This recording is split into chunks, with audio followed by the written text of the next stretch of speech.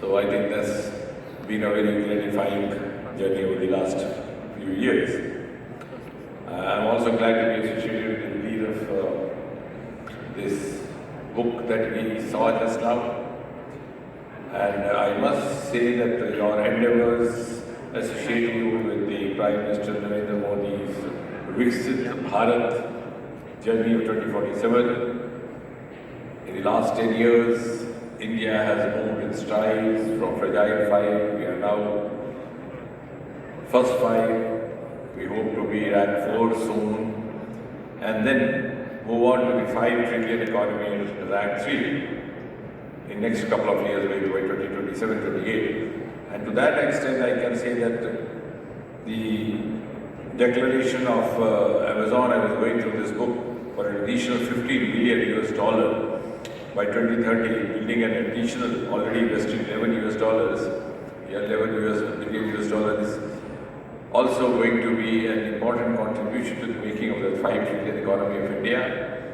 And when you very appropriately give the theme of Naya India ki Nayi Raftar, and truly so, because someone belonging to the fraternity of science will be taught not to speak without evidence. I think there is enough evidence to justify this theme. When we came in 2014, the total number of startups in this country was hardly 350, 375, or maximum 400. And when the Prime Minister from the ramparts of Red Fort in his Independence Day address gave a call for StartUp India, I know how many of the countrymen actually could figure out what it all meant about. So vague, ambiguous and distant was this concept in India.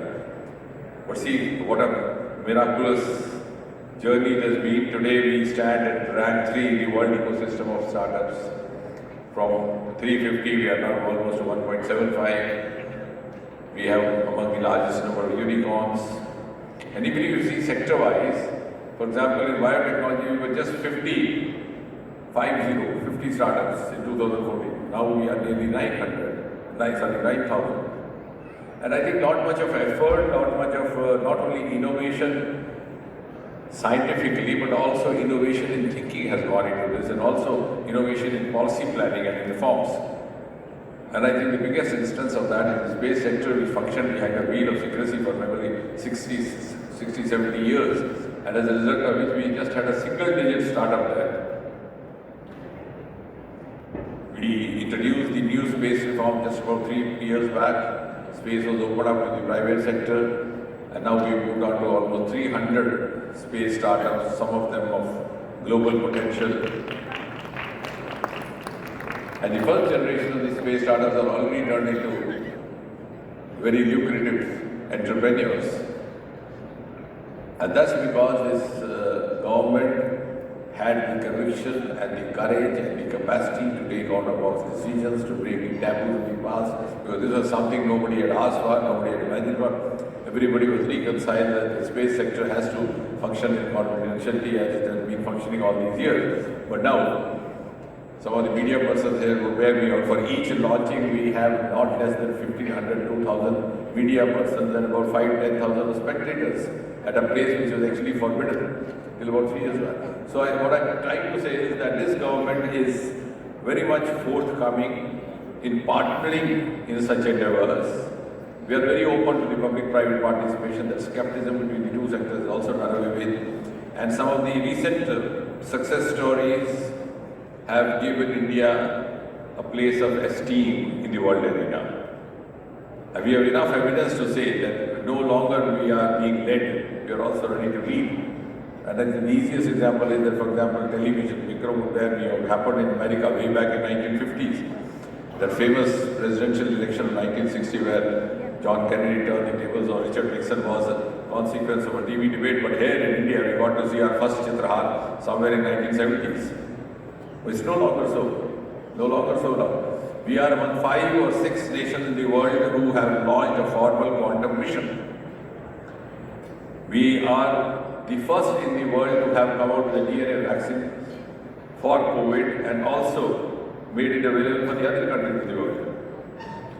We are among the first in the world to have come out with a bioeconomy related biotechnology policy called Bio-E3, which means biotechnology for economy, biotechnology for employment, biotechnology for environment.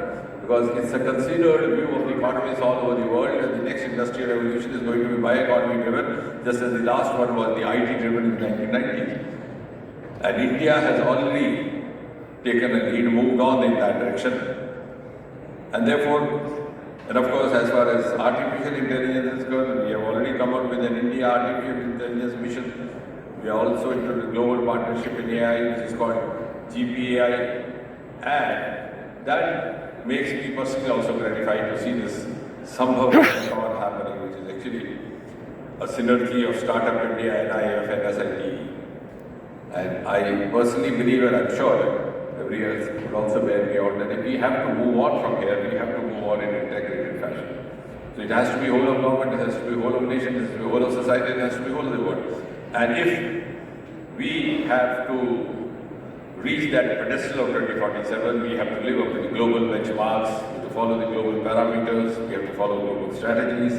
And when I see the team Amazon announcing $350 million SAMBhav venture fund, I think that is something which is going to enrich our collective journey towards India 2047. So to that extent, I have to compliment you, I have to thank you, and also assure you that we are there to move on together to our common destination of Century India 2047. Thank you, ladies and gentlemen. Thank you so much, Dr. Singh. Thank you so much for this.